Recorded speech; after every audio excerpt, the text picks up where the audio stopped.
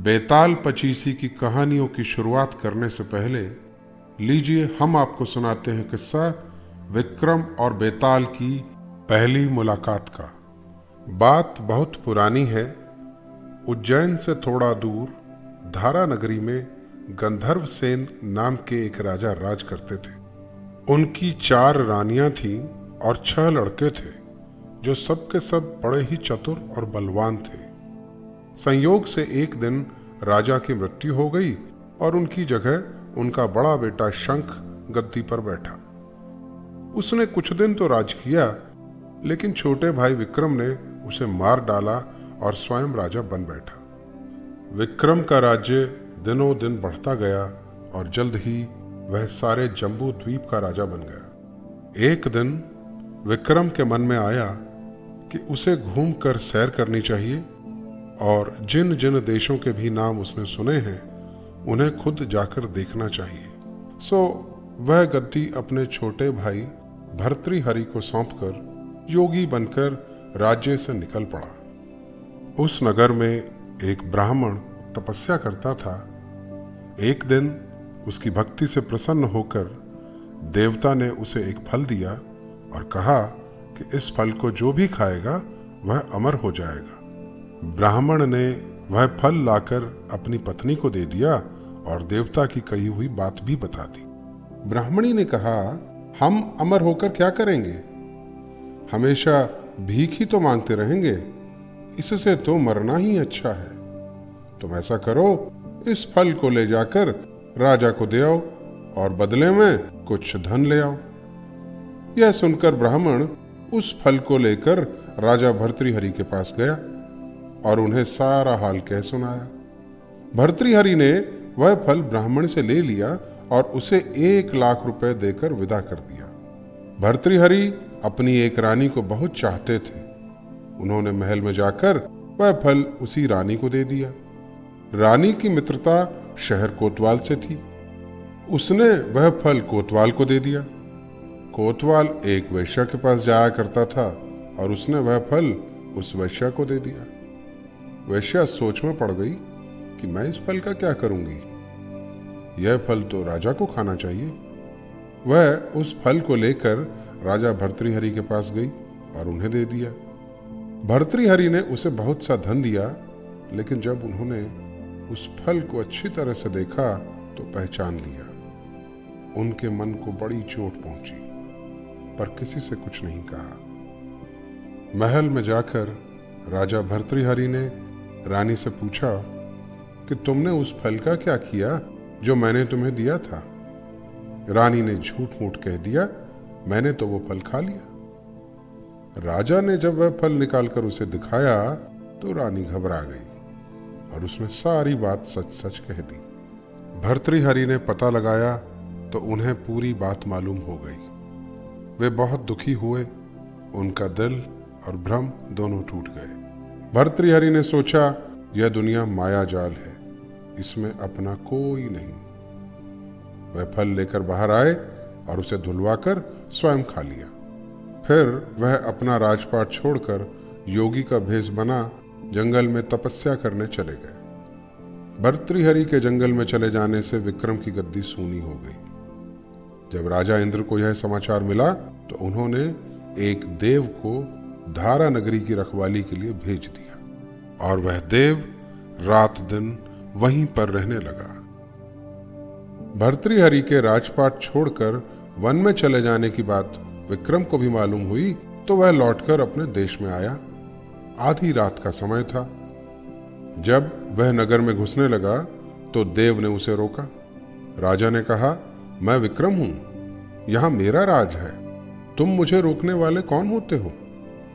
देव बोला, मुझे राजा इंद्र ने इस नगर की चौकसी के लिए भेजा है। तुम अगर सचमुच में राजा विक्रम हो तो आओ, पहले मुझसे लड़ो। दोनों में लड़ाई हुई। राजा ने जरा सी देर में देव को पछाड़ दिया।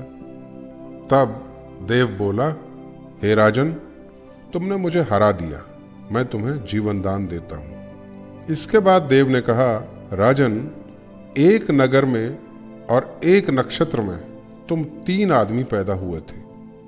तुमने राजा के घर जन्म लिया, दूसरे ने तेली के और तीसरे ने कुम्हार के। तुम यहां का राज करते हो, तेली पाताल का राज करता था और साथ ही वह महान साधक भी था। कुम्हार ने योग व तंत्र विद्या साध कर तेली को मारकर श्मशान में पिशाच बनाकर पीपल के पेड़ से लटका दिया है। अब वह कपटी तांत्रिक तुम्हें मारने की फिराक में है, उससे सावधान रहना। इतना कहकर देव चला गया और राजा अपने महल में आ गया। राजा को वापस आया देख सबको बड़ी खुशी हुई। नगर में आनंद मनाया गया। राजा फिर से राज करने लगा। एक दिन की बात है कि शांतिशील नाम का एक योगी राजा के पास दरबार में आया और उसे एक फल देकर चला गया। राजा को आशंका हुई कि देव ने जिस योगी तांत्रिक के बारे में बताया था, कहीं यह वही तो नहीं। यह सोचकर उसने फल नहीं खाया, बल्कि भंडारी को दे दिया। योगी रोज आता और राजा को एक फल दे जाता। यह सिलसिला बहुत समय तक चलता रहा। संयोग से एक दिन राजा अपना अस्तबल देखने गया था। योगी वहीं पहुंचा और रोजाना की तरह उसने फल राजा के हाथ में दे दिया। राजा ने उसे उछाला तो वह हाथ से छूटकर धरती पर गिर पड़ा। उसी समय एक बंदर ने झपट कर उसे उठा लिया और तोड़ दिया। उस फल में से एक कीमती रत्न निकला, जिसकी चमक से सबकी आंखें चौंधिया गईं। राजा को बड़ा अचरज हुआ। उसने योगी से पूछा, आप यह रत्न मुझे रोज क्यों दे जाते हैं? योगी ने जवाब दिया, महाराज, राजा, गुरु, ज्योतिषी, वैद्य और बेटी, इनके घर कभी खाली हाथ नहीं जाना चाहिए। राजा ने भंडारी को बुलाकर पहले के दिए सब फल मंगवाए। तोड़वाने पर सब में से एक एक अमूल्य रत्न निकला। इतने सारे रत्न देखकर राजा को बड़ी खुशी हुई। उसने जौहरी को बुलवाकर उनका मूल्य पूछा। जौहरी बोला, महाराज, ये रत्न इतने कीमती हैं कि इनका मोल करोड़ों रुपयों में भी नहीं आंका जा सकता। एक एक रत्न एक एक राज्य के बराबर है। यह सुनकर विक्रम उस योगी का हाथ पकड़कर गद्दी पर ले गया और अकेले में योगी से फल देने का प्रयोजन पूछा। वहां जाकर योगी ने कहा, महाराज, बात यह है कि गोदावरी नदी के किनारे मसान में मैं एक मंत्र सिद्ध कर रहा हूं। उसके सिद्ध हो जाने पर मेरा मनोरथ पूरा हो जाएगा। तुम एक रात मेरे पास रहोगे तो मंत्र सिद्ध हो जाएगा। अगर तुम वाकई मेरे लिए कुछ करना चाहते हो तो एक रात को हथियार बांधकर तुम अकेले मेरे पास चले आना। राजा ने कहा, ठीक है महाराज, मैं तैयार हूं। इसके बाद योगी विक्रम को दिन और समय बताकर अपने मठ में वापस चला गया। वह दिन आने पर राजा विक्रम अकेला वहां पहुंचा। योगी ने उसे अपने पास बिठा लिया। थोड़ी देर वहां बैठकर राजा ने पूछा, महाराज, मेरे लिए क्या आज्ञा है? योगी ने कहा, राजन, यहां से दक्षिण दिशा में 2 कोस की दूरी पर मसान में पीपल के एक पेड़ पर एक मुर्दा लटका है। उसे मेरे पास ले आओ, तब तक मैं यहां पूजा करता हूं। यह सुनकर राजा विक्रम वहां से चल दिया। बड़ी भयंकर रात थी। चारों ओर अंधेरा फैला था। पानी बरस रहा था। भूत प्रेत शोर मचा रहे थे। सांप आ आकर पैरों में लिपटते थे, लेकिन राजा विक्रम हिम्मत से आगे बढ़ता गया। जब वह मसान में पहुंचा तो देखता क्या है कि शेर दहाड़ रहे हैं, हाथी चिंगाड़ रहे हैं, भूत प्रेत आदमियों को मार रहे हैं। राजा विक्रम बेधड़क चलता गया और पीपल के पेड़ के पास पहुंच गया। उस पेड़ में जड़ से फुनगी तक आग दहक रही थी और उसके ऊपर एक मुर्दा लटका हुआ था। राजा पेड़ पर चढ़ गया और तलवार से रस्सी काट दी। मुर्दा नीचे गिर पड़ा और दहाड़ मार मार कर रोने लगा। राजा ने नीचे आकर पूछा, तू कौन है? राजा का इतना कहना था कि वह मुर्दा खिलखिलाकर हंस पड़ा। राजा को बड़ा अचरज हुआ। तभी वह मुर्दा फिर से पेड़ पर जा लटका। राजा फिर से चढ़कर ऊपर गया और रस्सी काटकर मुर्दे को बगल में दबाकर नीचे ले आया। बोला, बता तू कौन है? मुर्दा चुप रहा। तब राजा ने उसे एक चादर में बांधा और कंधे पर लादकर योगी के पास ले चला। रास्ते में वह मुर्दा बोला, मैं बेताल हूं, तू कौन है और मुझे कहां ले जा रहा है?